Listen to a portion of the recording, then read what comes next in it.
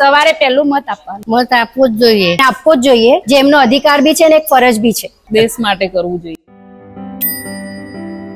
નવી સવાર યુટ્યુબ ચેનલમાં આપનું ફરી વખત સ્વાગત કરીએ છીએ. મિત્રો, આજે હું તમારી સાથે મારો એક અનુભવ વહેંચવાનો છું. અમદાવાદમાં ગ્રામશ્રી નામની એક સંસ્થા આવેલી છે. આ સંસ્થામાં કારીગર બહેનો જોડાયેલી છે. જે બહેનો હસ્તકલા કરે છે જુદા જુદા પ્રકારની, એવી બહેનો સાથે આ સંસ્થા ખૂબ સુંદર કામ કરે છે. થોડા સમય પહેલાં આ સંસ્થામાંથી મારા પર ફોન આવ્યો કે તમારી પોઝિટિવ સ્ટોરીઝની વાતો કરવા આવો, અને હું ગયો. પછી તો બીજી વખત ટેકનોલોજીની બાળકો ઉપર શું અસર પડી રહી છે એની વાતો કરવા પણ ગયો. 4 દિવસ પહેલા આ સંસ્થાના સંચાલિકા નીતાબહેનનો મારા ઉપર ફોન આવ્યો, નીતાબહેન જાદવનો, કે 18મી લોકસભાની ચૂંટણી આવી રહી છે અને અમારી બહેનોને લોકસભા શું કહેવાય, રાજ્યસભા શું કહેવાય, એમાં મત આપવાનું મહત્વ શું છે, શા માટે મત આપવો જોઈએ, એ બધી સમજણ આપવા માટે તમે ન આવો? મેં તરત જ હા પાડી દીધી. અને પછી તો હું એ સંસ્થામાં ગયો અને એ જે બધી બહેનો હતી એની સાથે મેં લોકસભાની, રાજ્યસભાની, ભારતના બંધારણની, લોકશાહીમાં મતદાનનું મહત્વ શું છે, મત શા માટે આપવો જ જોઈએ, એ બધી વાતો કરી. લગભગ 2 કલાક સુધી આ સંવાદ ચાલ્યો. બહેનોએ પણ ખૂબ જ રસ લીધો, પ્રશ્નો પણ પૂછ્યા, અને એક લોકશાહી પર્વમાં આપણે કઈ રીતે ભાગીદાર થવું જોઈએ એનો એક આખો અવસર જાણે કે ઉજવાયો હોય એવું લાગ્યું. ગ્રામશ્રી સંસ્થા 1994થી બહેનોના સશક્તિકરણ માટે કામ કરે છે. અને સશક્તિકરણ નું માધ્યમ જો આપણે વિચારીએ તો એમાં અમે એવું સમજીએ છીએ કે બહેનોને જેટલું જ્ઞાન અને સમજ મળશે એટલું એમનું વિઝડમ ખીલશે. અને એના માટેની અમે અનેકવિધ પ્રવૃત્તિઓ કરી. તો હવે જ્યારે 18મી લોકસભાની ચૂંટણીઓ આવી રહી છે અને માથે જ આવી ગઈ છે, તો અમને ચોક્કસ થાય કે આપણે આ બાબતો ઉપર પણ પ્રકાશ ફેંકીએ કે બહેનોમાં, અને ખાસ કરીને મને લાગે છે કે ઇન જનરલ બહેનોમાં રાજકારણ વિશેની ઉદાસીનતા વધુ હોય છે.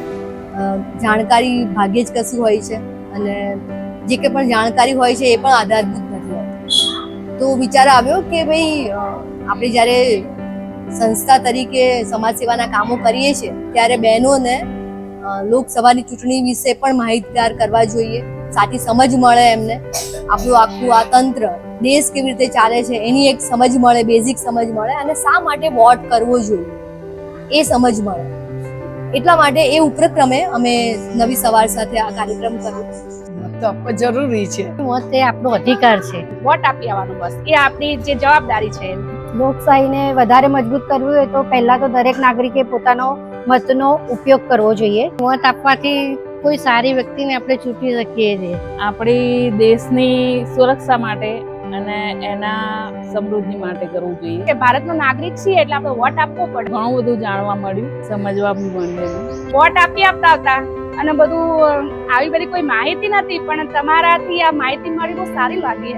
મારે નથી આપવો, મારા એક મતથી શું જરૂર પડે? એવા તો કેટલા મત ઓછા થઈ જાય. એવું ના હોય કે નહીં આપીએ તો નહીં ચાલે. એક મતથી બી બહુ ફરક પડી જાય. એક વોટની કિંમત કદાચ અટલ બિહારી વાજપેયીને સંસદમાં ખબર પડી હતી જ્યારે એમની ગવર્મેન્ટ એક વોટના લીધે પડી ગઈ. આપણે બી આપવું જોઈએ. જો બાજુવાળાને આપતા હોય તો એમને બી સાથે લખી ના ભાઈ મત આપવો એ આપણો અધિકાર છે. આપણે જેને આપવો હોય આપણા મનથી આપી દેવાનું.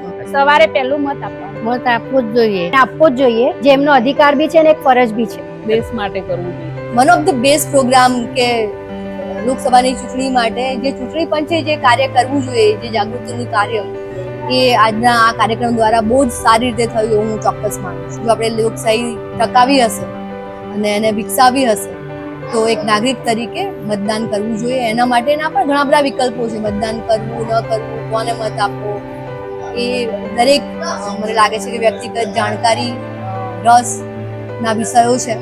પણ એક નાગરિક તરીકે મતદાન તો કરવું જ જોઈએ, જે હું કરું છું. અને એટલા માટે જ મને હંમેશા થાય કે મારી સાથે જોડાયેલા જે મારા બહેનો છે એ લોકો સુધી પણ આ વિશેની એક સરસ માહિતી પહોંચે અને એને આપણે પ્રોત્સાહિત કરીએ, બહેનોને જાણકારી આપીએ પહેલા તો, અને પછી પ્રોત્સાહિત કરીએ કે જેથી જે તે દિવસે મતદાનના દિવસે એ લોકો ઉદાસીન ન રહે, ઉત્સાહભેર આ રાષ્ટ્રીય પર્વ, રાષ્ટ્રીય ઉજવણીમાં ભાગ લે. ભારત એ વિશ્વની સૌથી મોટી લોકશાહી ધરાવે છે. 140 કરોડની વસ્તી ધરાવતા આ દેશમાં લોકશાહી આજે પણ ધબકી રહી છે. લોકશાહીને સ્વસ્થ રાખી શકે છે નાગરિકો. લોકો કે પ્રજા નહીં, લોકો કે પ્રજા જ્યારે નાગરિકો બને છે ત્યારે લોકશાહીને ખૂબ સારું લાગે છે. જ્યારે ચૂંટણી આવે ત્યારે મતદાતાની જાગૃતિનું કામ પણ થવું જોઈએ.